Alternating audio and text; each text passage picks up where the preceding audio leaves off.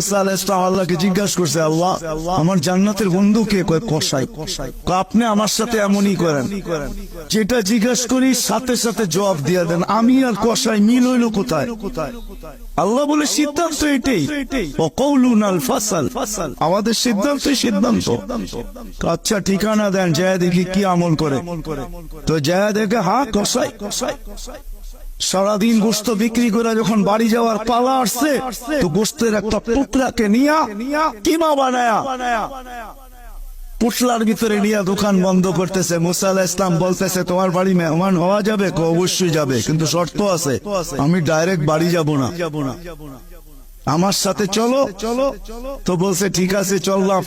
যা ঢুকছে এক ঝুপড়ির ভিতরে, খুব পরিপাটি সুন্দর কিচেনে যে ঢুকা রুটি বানাইছে, তরকারি পাক করছে, রুটিকে চুবাইছে তরকারির ভিতরে। তারপরে এক খুনখুনে বৃদ্ধাকে বুকে টেক লাগায় বসাইছে, পিঠ লাগায় বসাইছে, পিঠ বুকের সাথে লাগায় বসায় নেওয়ালা বানায় বানায় খাওয়াইতেছিল। মুসা আলাইহিস সালাম দেখতেছেন, কেননা ওনার অভিজ্ঞতা ছিল খিজির আলাইহিস সালামের সাথে বেশি প্রশ্ন কইরা 3 প্রশ্নই ওয়াকাও। আল্লাহর রাসূল বলছে, লাউ সাবারা মুসা লা আলিমনা কাসীরাম মিনাল খায়র। মুসা আলাইহিস সালাম যদি আরেকটু ধৈর্য ধরতেন, তাহলে আমরা আরো তথ্য জানতে পারতাম। তো উনি বুঝে গেছেন চুপ থাকাই ভালো, কিচ্ছু জিজ্ঞাসা করেন নাই। যখন খাওয়া দাওয়া শেষ, পরিপাটি শেষ, সোয়া দিয়া এখন বলতেছে পাশেই আমার বাড়ি, চলো আমার বাড়িতে মেহমান থাকবে। এখন আর চুপ থাকতে পারেন না। তো বলতেছে, শোনো এই বৃদ্ধা কে? আমার মা।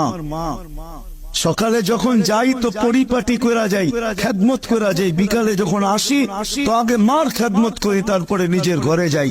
তো বুঝলাম, কিন্তু তুমি খেদমত করার পরে মা জানি হাত উঠে কি বললো?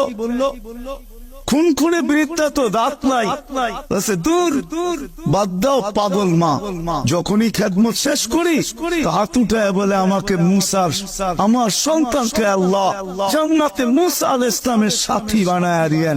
তো মুসা আলাইহিস সালাম চিৎকার দিয়া বলতেছে, মা পাগল না,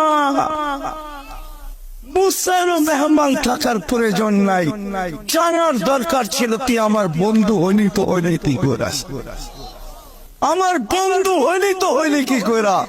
এই জন্য আমল দ্বারাই আকর্ষণের পাত্র হইতে হবে।